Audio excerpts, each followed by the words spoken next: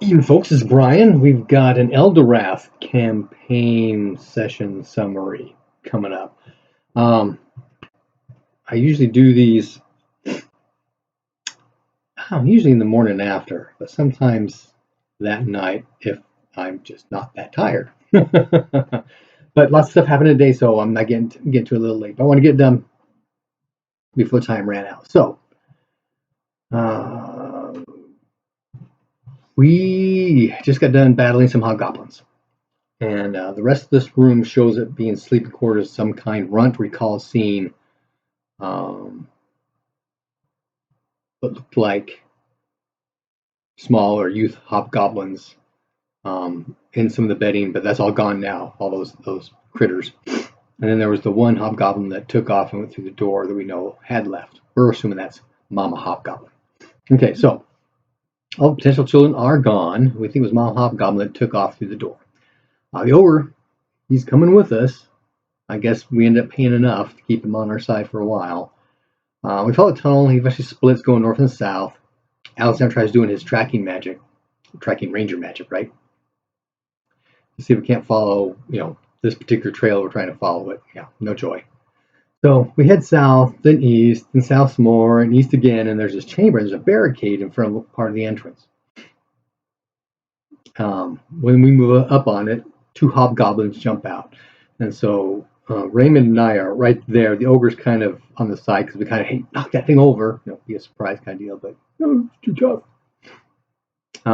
So the two hobgoblins are engaging with Raymond and Wes.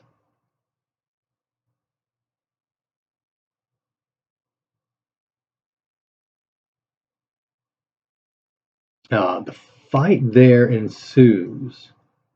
And the ogre is able to move in. Raymond steps back. The ogre moves up.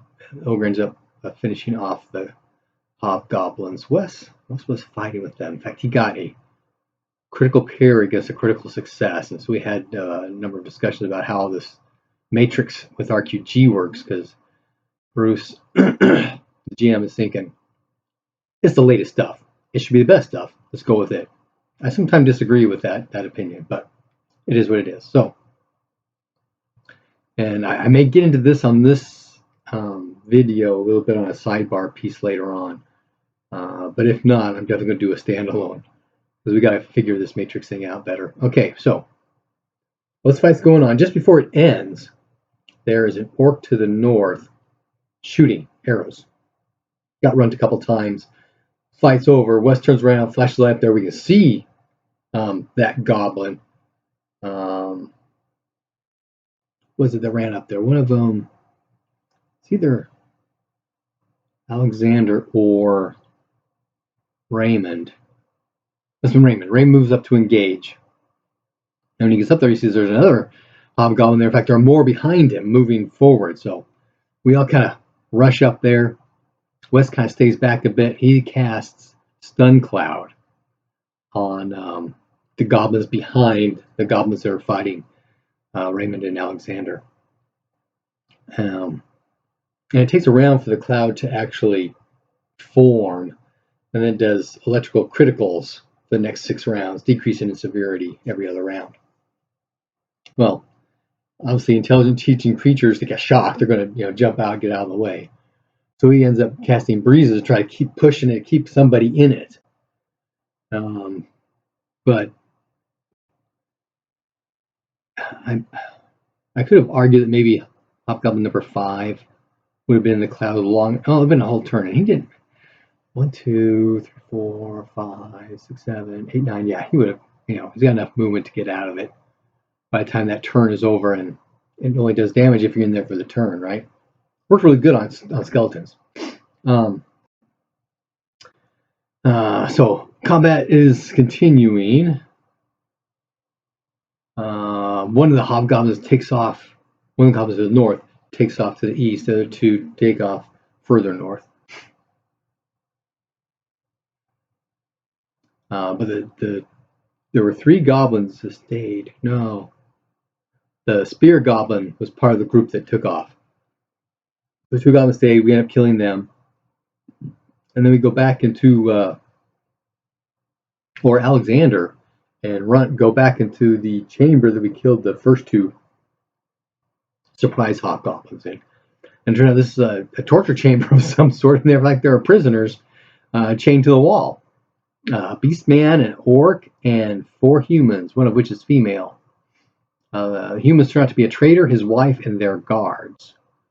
In getting part of their story here, they had gone to the Black Tower, the one that we saw the people and then left, to try to establish some kind of a trade agreement with them. But they were in fact captured and tormented, and they lost 4 of their guards there. As Alexander and Runt are trying to pick locks, the female human is conscious enough to say, why don't you just use the keys? So they start searching the hobgoblin's body. We get 14 copper and a set of keys. So they use the keys, unlock everything. And this lady is being very vicious towards Alexander. Vicious talking, right? And it gets to the point where she wants to have the orc and the gnoll killed. Just kill them now. But we're kind of they're helpless creatures. We can't really just murder them out of hand. Although we do that with our sleeping enemies, so I'm not quite sure how that's going to work out. But they end up releasing everybody. Their guards, the trader's guards, arm themselves with the hobgoblin weapons. Trader's name is Knut. His wife is Olna. And they ask if we can escort them out. They will pay us. And so we do. We take them out of the cavern, and then a couple nights later we get back to the base camp itself. We do, before we leave, tell the ogre he needs to stay here. We'll give him more money. Okay, a couple days go by, we get to the base camp. Nothing happened on the way down. And this is where we get their whole story kind of thing.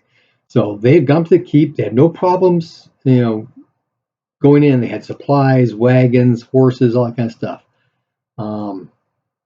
They got in the keep. Everybody seemed friendly, but they ended up drugging their food that night. And then they were captured. Right? All their stuff was stolen. There was a priest that came to them and asked them all kinds of questions about the political situation among the Jarls. About half of their party, had been the 4 guards, I guess, were then taken. About a week later, he comes back and asks questions about cars, specifically. And that following morning, they're brought out of the keep and turned over to the hobgoblins. Now, the hobgoblin chief that they're turned over to was wearing plate mail. And he has a bunch of hobgoblins with him, including some robed creature that had the same symbol on his robe as the priest, which, after asking some questions, found out, yeah, it's this eye thing. It wasn't flaming like the ones we found in the moat house by Hamlet, but it was an eye, still the symbol of Forg. It's old Forg rather than new Forg. That's what we start calling it. But this hobgoblin's plate mail was enameled in black, so it's obviously covering something up. And that's poorly done, right? And he wielded a mace, so this is completely odd.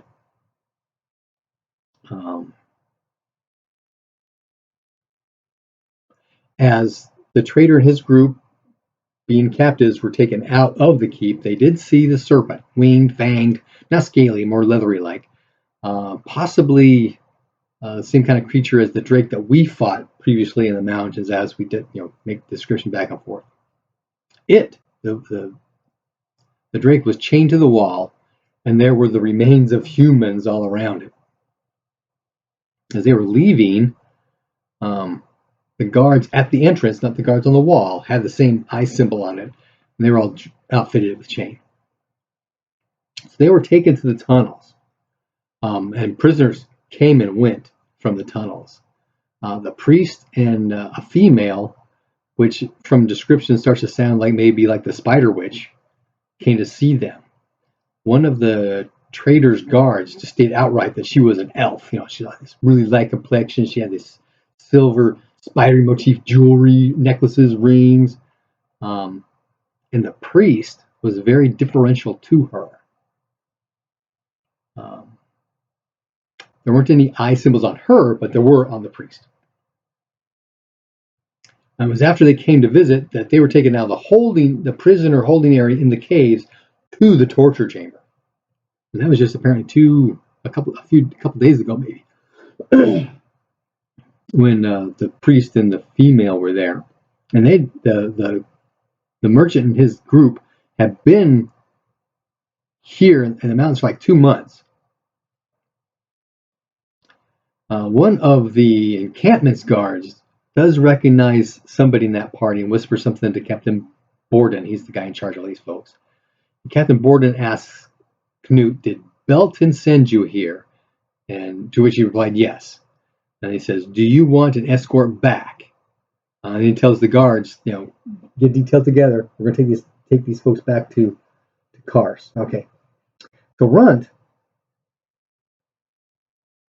queries Knut, and Raymond gets involved with this discussion as well on this whole, we'll pay you to take us back kind of thing, because it turns out that they deal with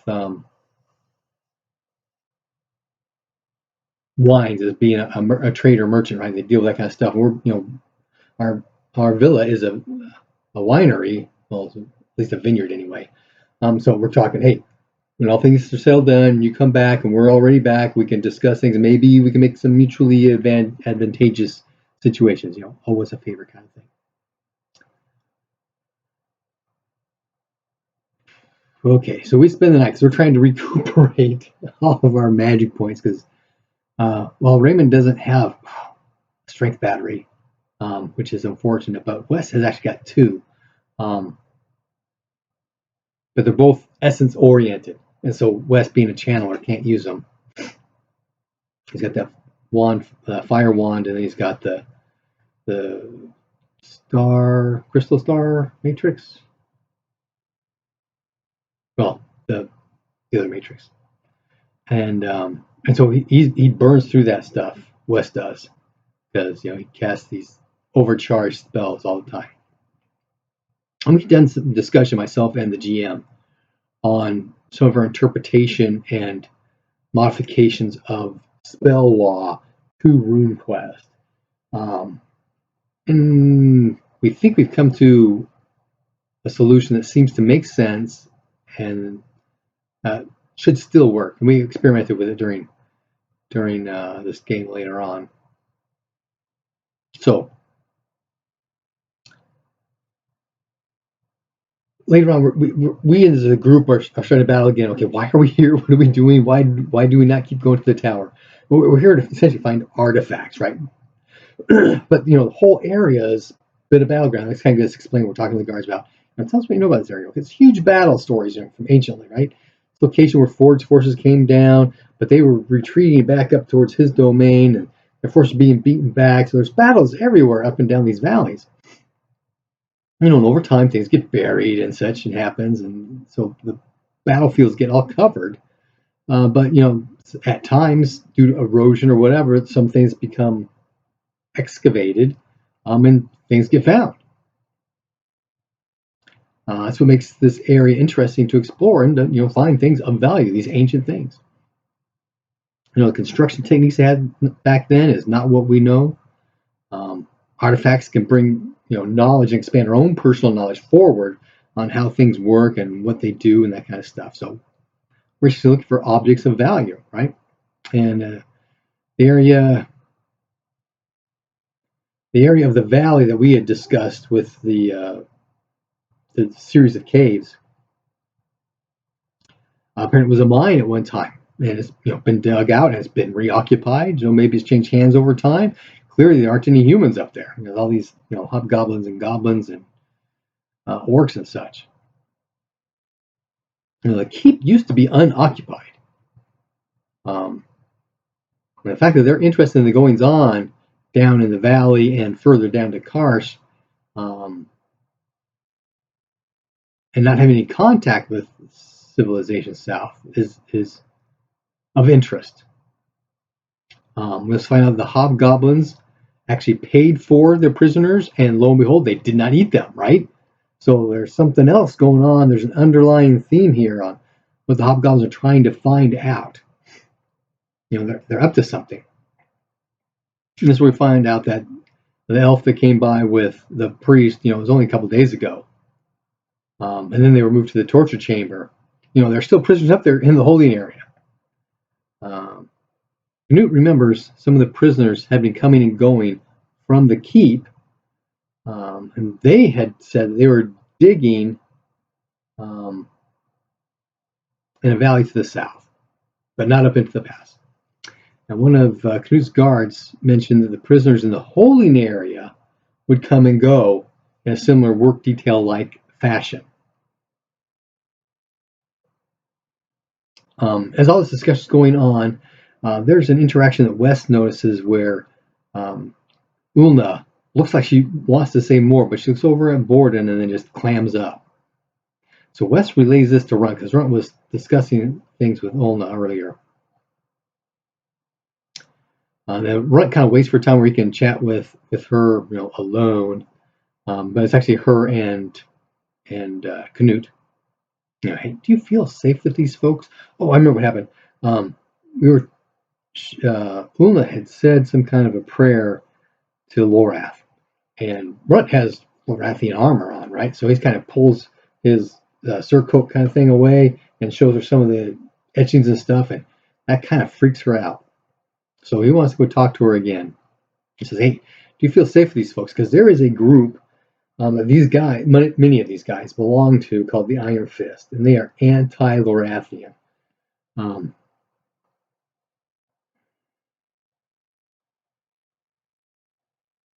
Canute says, "Hey, yeah, we'll be fine. Yeah, they're the Baron's men, and we have a sort of history with them and with the merchants, the back and forth kind of thing. They're not the nicest people." Um, oh, Runt says they are not the nicest to people of the faith. And Canute then asks, "Hey, are we in some sort of danger?" And Runt says, they're known members of the Iron Fist." And Canute says, "Yeah, they're mercenaries." From the Baron, he hires them from time to time. And Runt says, "All hail Lorath," kind of thing. Where to go? And Canute says, "Hey, be careful up there."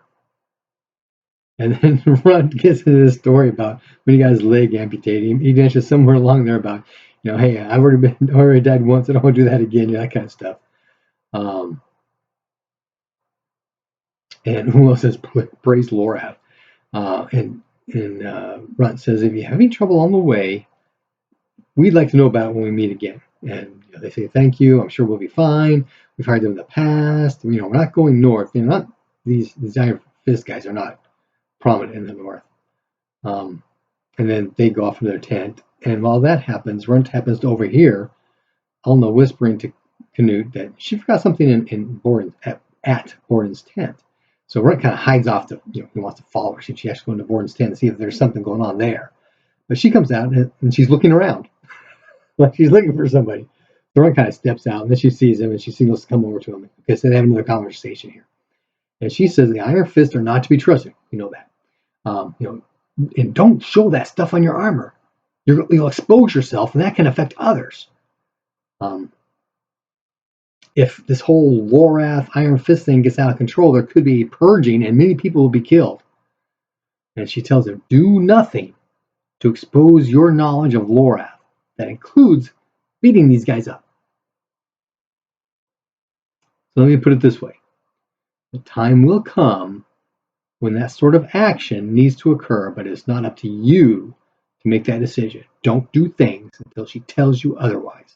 That's because while this conversation is going on, Runt's always talking about, "Well, we'll just beat them up," or that kind of thing. And we can take care of ourselves. Oh, no. Okay. There's some discussion about the chain hauberk and the silvered axe that we found from the white. For now, we just kind of stashed that in Runt's tent underneath his bed bedding cloths, whatever you call those things. And we said, okay, we're gonna head back up to the valley. So the next day, we head up to the valley. It takes a couple days to get up there. Nothing seems to happen on the way. We get to the caves about noonish. We try some more tracking stuff, but don't notice anything specific. We decide to go back to Cave 1 to check the area. And back to Cave 1, we checked the area we had first cleared out to make sure there's nothing there, and there's not. We decided we're going to explore to the west. And I didn't record anything after that on my paper, but I do have everything in the live description. So we go west, check south really quick, then we check north, and we hear noises. Feet running, chairs being moved. So Wes jumps up to the corner of that room, and he's got his flashlight on, and we see all these goblins. Yeah, all these goblins, table, chairs, that kind of stuff, right?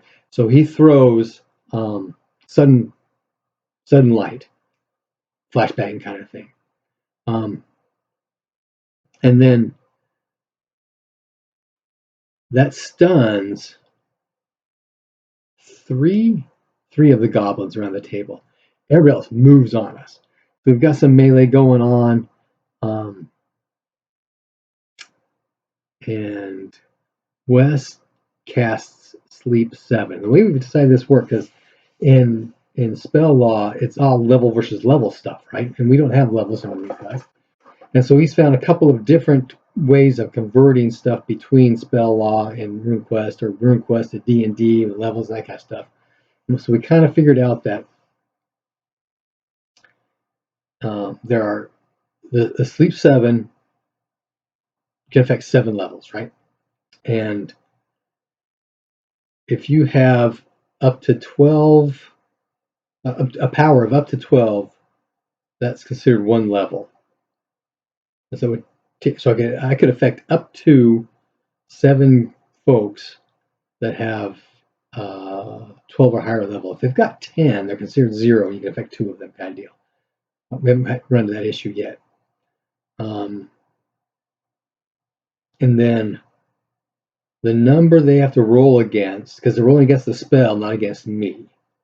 They have to roll against, if I remember right, is the level of the spell. I could be wrong on that.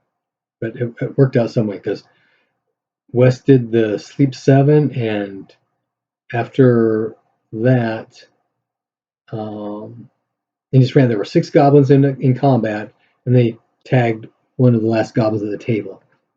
And all but one of them went down. Or maybe, no, all but one of them went down. One of them was on Runt. So Runt is still fighting one, and then Raymond and I and Alexander just start coup de grace these goblins in front of us.